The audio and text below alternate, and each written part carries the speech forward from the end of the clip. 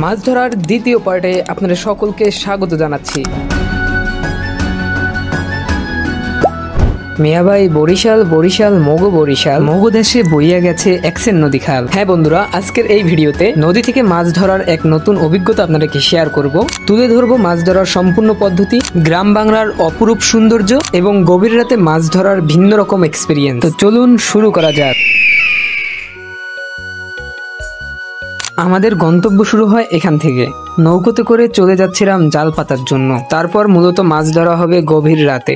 বলতে বলতে চলে এলাম নির্বাচিত স্থানে। এই পদ্ধতিতে মূলত নদীর পাড়ে এরকম করে জাল বিছিয়ে নেওয়া হয়, যা করতে প্রায় অনেকটা সময় লাগে। কেননা প্রথমে কোদাল দিয়ে মাটি কাটতে হয় এবং জাল সেই মাটির নিচে গেঁথে দিতে হয়।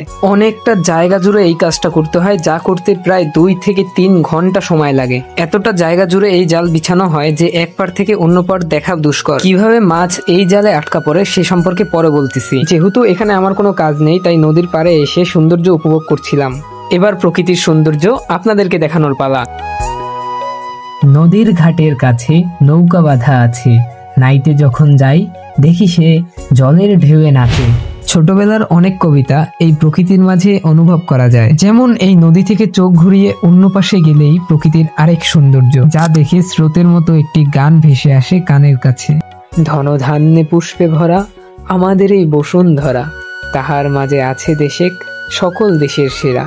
মূলত এই মাছ ধরার পদ্ধতিটা হচ্ছে এমন যে নদীতে যখন পানি কম থাকে তখন নদীর পাড়ে জাল বিছিয়ে নেওয়া হয়। এরপর যখন নদীতে আবার জোয়ার আসে, পানিতে যখন ভরে যায় তখন জাল উঠিয়ে দেওয়া হয়। এর ফলে যে মাছগুলো পাড়ে চলে এসেছিল সেই মাছগুলো জালে আটকা পড়ে যায়। পরবর্তীতে যখন আবার পানি কমে যায় তখন সেই মাছগুলোকে ধরে ফেলা হয়, যা কিছুক্ষণ পরেই দেখতে পারবেন। আপাতত এখনকার মতো আমাদের কাজ শেষ। আরো 2 বার এখানে আসা হবে, একবার জাল উঠানোর জন্য এবং আরেকবার মাছ ধরার জন্য।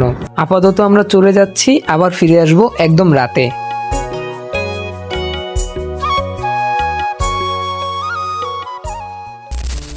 আমাদের মাছ ধরার টাইম চলে এসেছে। এখন আমরা চলে যাব সেই কাঙ্ক্ষিত স্থানে যেখানে আমরা জাল পেতেছিলাম। যদিও মাঝখানে একবার এসে জালটাকে উঠিয়ে দেওয়া হয়েছিল, তার ভিডিও করা হয়নি। যাই হোক, আমরা আমাদের জালের কাছে চলে এসেছি। দেখতেই পাচ্ছেন জালগুলো কিন্তু রাতে একবার এসে উঠিয়ে দেওয়া হয়েছিল। এবার শুধু মাছ ধরার পালা এবং আপনাদেরকে দেখানোর পালা। দেখতেই পাচ্ছেন প্রথমেই একটি বড় চিংড়ি মাছ। এই পাশটাতে কিছু একটা দেখা যাচ্ছে, কিছু বড় চিংড়ি এবং একটি বড় সাপের মতো কিছু। এই যে চিংড়ি মাছটাকে স্পষ্টভাবে দেখা যাচ্ছে।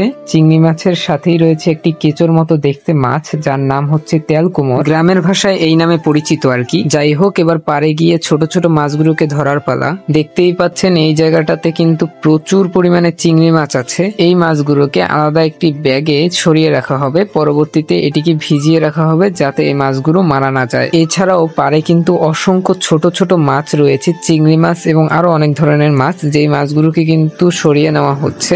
অনেক ছোট ছোট মাছ হওয়ায় এই প্রত্যেকটি মাছ বেছে বেছে নিতে বেশ অনেক সময় লাগে। এই জায়গার পানি এখনো শুকায় নাই, তাই এইখানে দেখতে পাচ্ছেন কি প্রচুর পরিমাণে মাছ। দেখেন প্রত্যেকটি মাছ কিন্তু জ্যান্ত। এর ভিতর এই একটি চিংড়ি মাছ, এটিকে আগে ধরে ফেলি। আমাদের একটা পাতিল অলরেডি ভরে গিয়েছে, এখন আরেকটা পাতিল নিয়ে এসেছি। আর একটা জিনিস না বললেই নয়, ভয়েসের ভিতর হয়তো বা একটু ক্লান্তির ছাপ পাচ্ছেন, কেননা এখন অনেক রাত। এই রাতে ভিডিও এডিটিং করতেছি। ভিডিও শুট করা হয়েছিল একদিন রাত 3টায়, এখন অন্য দিন যেদিন ভিডিও এডিটিং করতেছি আজকেও রাত প্রায় 2টা বাজতেছে। আপনাদের জন্যই এত কষ্ট করা। যে যেখান থেকে দেখছেন, ফেসবুক অথবা ইউটিউব, সেখান থেকেই ফলো অথবা সাবস্ক্রাইব করে দিবেন। আপনার একটি সাবস্ক্রাইব আমার একটি বড় স্বপ্ন। আর হ্যাঁ, শেয়ার করতে ভুলবেন না। প্রায় 2 ঘন্টা এভাবে আস্তে আস্তে করে প্রত্যেকটি মাছ সংগ্রহ করার পর আমাদের মিশন কমপ্লিট হয়। এবার মাছ নিয়ে বাড়িতে যাওয়ার পালা। মাছগুলোকে এবার পাতিল থেকে ঢেলে ধুয়ে নেওয়া হচ্ছিল। এই হচ্ছে আমাদের সব মাছ, তবে বড় চিংড়ি মাছগুলোকে আলাদাভাবে রাখা আছে যাতে সেই চিংড়ি মাছগুলো বিক্রির আগ পর্যন্ত জ্যান্ত থাকে। আর এই হচ্ছে আমাদের কাঙ্ক্ষিত মাছগুলো। এখানে অনেক প্রকার মাছ আছে। যাই হোক, আমরা মাছ নিয়ে চলে এসেছি। রাতে আসার সময় আর ভিডিও নেওয়া হয়নি। যাই হোক, আমাদের মাছ ধরা কমপ্লিট। এবার মাছগুলোকে আলাদা আলাদা করে বেছে নেওয়া হবে, যা করতে প্রায় আরো 1 থেকে 1.5 ঘন্টা সময় লাগবে। ওভারঅল এই মাছ ধরার পদ্ধতিটা অনেক লং প্রসেস। যদি মাছ ধরার আরো এমন ভিডিও চান তাহলে অবশ্যই সাপোর্ট করবেন। এই ভিডিওতে 1.5 থেকে 2,000 ভিউ হলে আমরা নেক্সট পার্ট নিয়ে আসবো খুব শীঘ্রই। তো দেখা হচ্ছে পরবর্তী ভিডিওতে। ততক্ষণ পর্যন্ত ভালো থাকুন, সুস্থ থাকুন। আল্লাহ হাফেজ। জাযাকাল্লাহু খাইরুন।